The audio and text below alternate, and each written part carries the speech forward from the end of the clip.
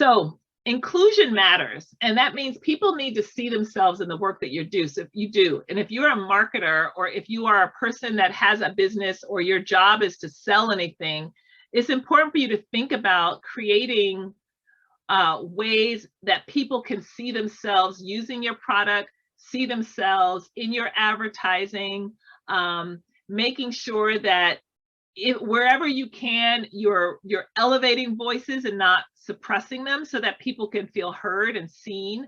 And so this time, more than ever, I think it's important for us to really think about how diversity and inclusion in particular plays into communications. It matters not only because people want to see themselves, but it really affects sales. Honestly, people, especially, millennials and digital natives, Gen Z, definitely more likely to buy from a product if the brand takes a stand. Many people don't want to support a brand that doesn't have a position about something, and they want to know, where are you on this issue? And they're holding brands accountable. Consumers will switch brands if they feel like it doesn't represent them. So, they will leave and say, all right, I might have been loyal because I like Tide, for example. Somebody might be loyal to Tide because they like the smell, but if Procter & Gamble is not aligned with their personal beliefs, they will switch, right? And so this is why it's important. If a brand doesn't have a strategy that is really that includes all people, or people can see it, it's a danger for them. There was a study that was done that looked at viewing habits, and you guys may or may not know this, but when you look at the viewing habits and the personal use product habits of different groups, you will find really very different buying behavior. So it's important to really understand that, and understand media consumption, technology adoption. When I worked at Verizon Wireless, we knew that the early adopters were multicultural audiences. And so if we wanted to launch something and see how it went, we would go not only to young people, but young people in multicultural audiences, because we knew that they were going to be the first adopters. They would tell us early if something would work or didn't. And so anyway, it's really important to understand buying behavior for the audiences that you're targeting. At the Y, we have an equity statement, and so we use the equity statement to guide us.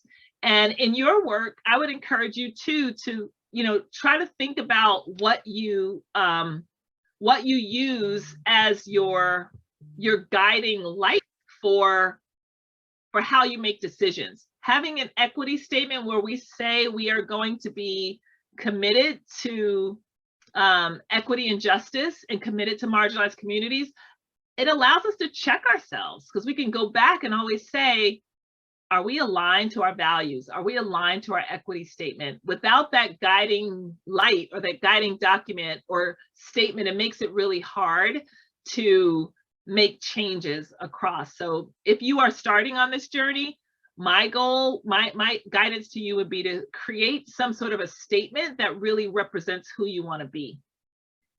Because at the end of the day, intentions don't matter. Like, you could not intend to be offensive, but your actions were offensive, then you are offensive. It doesn't matter.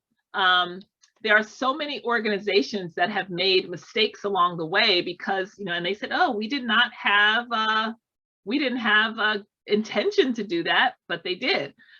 We've made some mistakes. One example I'll share with you is, so my team is responsible for registration and swim lesson registration, let's say.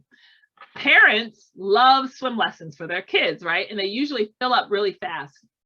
We were opening swim lessons at 10 o'clock on a Wednesday.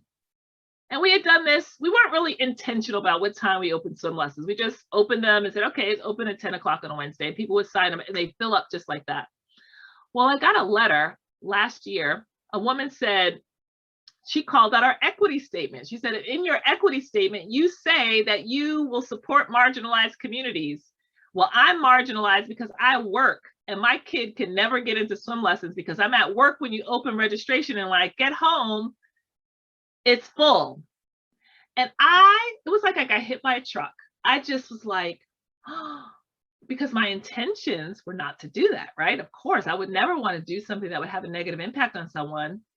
But my actions and my team's actions, we were absolutely not supporting her. We were absolutely gearing that registration to people that were either stay at home or that could be on a computer to set up registration at 10 o'clock on a Wednesday. But if you work 9 to 5 and your job did not allow you to register, you were going to miss the opportunity to get your kids in swim lessons. So we were negatively affecting, putting a barrier up for a community that I did not intend to do at all. So we learned from that. And I'm so glad that that woman, she wrote this letter, because it changed my perspective on how we do lots of things. So anyway, I want to talk a little bit about inclusion. And as you think about it, just some things to consider: tone, context, intention, appropriation, representation, and countering stereotypes. And I'm happy to share this with you guys too, if it would be helpful. So inclusion, try not to make light of something or use imagery that's inappropriate. Tone essentially is really about what's the context and what is the background behind what's going on. Are you showing, are you making something that is serious to one group of people? Like, are you making it less serious, or are you poking fun at something that shouldn't be poked fun at? Or is there a reason that somebody might look at that and perceive it negatively? One example, again, I have lots of examples from our experience, but this was an ad for the YMCA of LA. And my good colleagues and friends down in LA at one point felt like they were marketing to this aspiration of who someone wanted to be. But this ad, and I can't show it because it's not available anymore, was it's what you see there is a woman doing a yoga pose, but when it was shown, it just came across as inappropriate, and it just was not aligned with the values of the Y. And there are, again, so many examples of when people don't think about, like, yeah, you're trying to be aspirational, but this image of this woman who it was borderline, don't say that it had like a sex appeal to it, but it sort of did. And it was just inappropriate. But they ran it for a long time. They said, oh, this is because people want to look like this in LA, when they actually were turned off by that ad. This is an example of an actual ad. And so when you think about your language, you have to think about how the language is going to come across to your audience. At the Y, we have to be very mindful of our word choices. What we say is important, but how we say it can even be more important. So 2 examples here. One, this is an actual ad that said, try our lotion today for normal to dark skin. Well, what's not normal about dark skin, right? Someone could have written that and just said, oh, this is fine. Like, that's not okay. Like, that is just not okay. So, but this is an example. You think about Band-Aids, like normal flesh tone. That's not my flesh tone. This pink, it might be someone's flesh tone, but it's not my flesh tone. So if you want to have a flesh tone Band-Aid, you want to show the range of flesh tones, right? Not just one flesh tone and assume that that is normal. What is normal skin tone? There isn't such a thing, right? Your skin tone is your skin tone. Foster care. We offer licensed foster care, and we have been trying to recruit families to become foster parents. And there is something called 2 things. One is with foster parents, foster families, it's not about someone coming in and saving the day. And foster care can be thought of as that, like, come in and help this young person change their life, when the goal of foster care is to reunite families. It's just to provide a temporary place for this young person, while their family is working some things out. It's not about saviorism. And so, organizations, nonprofits in particular, have this tendency of what I'll call poverty porn, which is showing someone who's struggling and you can come in and save the day. And that's an approach, but it can be very offensive. So it's just something to be really intentional about. Representation. You really want to think about representation and context. I've seen some really, really great advertising lately that showed real families and real context. I think it's Procter & Gamble, and it is for a detergent. They show it's a father and a daughter, and the father is the stay-at-home father, and he's taking care of his daughter who has on a princess outfit, and then he's talking about how he has to wash her. Wait, Gracie can have one too. It's showing this father in a context that is non-traditional, and it's wonderful. So there's a balance between checking a box. Like I think Benetton did a lot of this in the past where they would just include a lot of people, or in this ad, you might think, okay, this could be a family for sure. And is this a representation of a real family, or are they checking a box? And I don't know the answer to this, but for this particular one, but I put it there because people want to see themselves not just as a racially ambiguous person, like showing a bunch of people that could be Black, they could be white, they could be Asian, they could be anything, or making a conscious decision in, okay, if you're going to show a family, families look a variety of ways. They might be two women, it might be two men, it might be a woman and a man, it might be mixed race, but be intentional about that. If you want to have a kid could it really be their kid that they really had, or could it be a child that's adopted? But just be real and authentic about it. So that's the points really of this. And then the other thing is consider context, right? It's important to think about context and how we show things. Again, people might be just as innocent as ever, but in their marketing, it comes across as offensive because they don't actually have people who they're trying to talk to in the room, or they may not really look at it from the perspective of a diverse person. So in this example, you have the Dove ad on the front, and I'm sure people at Dove, I was not involved. I don't know anyone who was involved, but there are people who greenlit this, right? There are people who say, yeah, that looks great. High five, let's go. But they probably didn't have a person of color in the room to say, why would somebody be? So if you just look at this, it looks like she's taking off her brown shirt to reveal that now she is a white person, right? And there was something wrong with her brown shirt, so it's just context, right? So this ad is not okay. This is also one, again, we did this in the Y, not my Y, but another Y. And the feedback that we got was, okay, why in all of the communications do we lead with a person, not a person of color in the front? Someone else is in the back. There's always this assumption that a person of color can't be the lead or the manager or the spokesperson.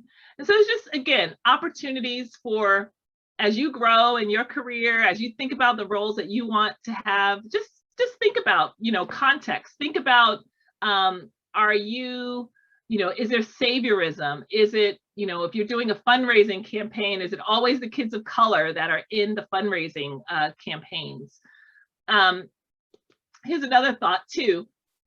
Think about appropriation and what is considered appropriation, and when do you call it out? There are so many examples of appropriation, and it's not just about knowing the origin. So folks can say, oh yeah, Kim Kardashian talked about cornrows and why they're so important, or she talked about box braids and she knows the history, so it's okay. And again, I'm no judgment, but I'm just saying, as a marketer, if you are in a role where you are thinking about including something that could be perceived by any culture as being appropriation, it's probably a mistake, right? It requires someone in that room to be courageous. And I just want to empower all of you. If you're ever in a room where you feel like something is happening that is not inclusive, I would love for you to speak out about it. There's language you can use, and Bellevue College is so good at that. equipping you, but I just want to encourage you. It's not always clear cut. It does require some courageous conversations. Think about power dynamics, and does the image reflect any power dynamics? Who's disenfranchised? Is it triggering? Is it inauthentic? Is it honoring or exploiting? Is it respectful? Seek counsel from authentic voices. Make sure you have people at the table who can tell you what, whether or not something is appropriate or not. And then finally, counter stereotypes.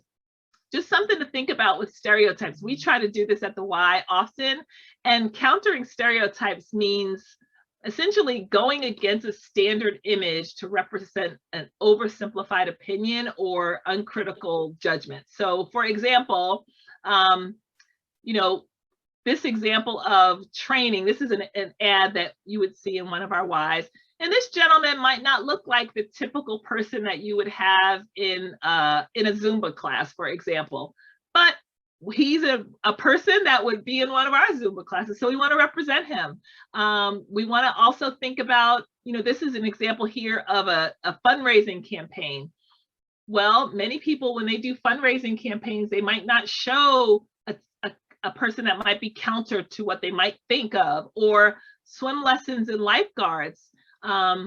There's a lot of data that talks about the fact that kids of color, in particular Latinx and African-American kids, are more likely to drown. And it has a lot to do with, a long time ago, it has a lot to do with racism, but there's still leftover impact of that, in that parents didn't learn to swim and therefore they might not teach their kids to swim, or etc.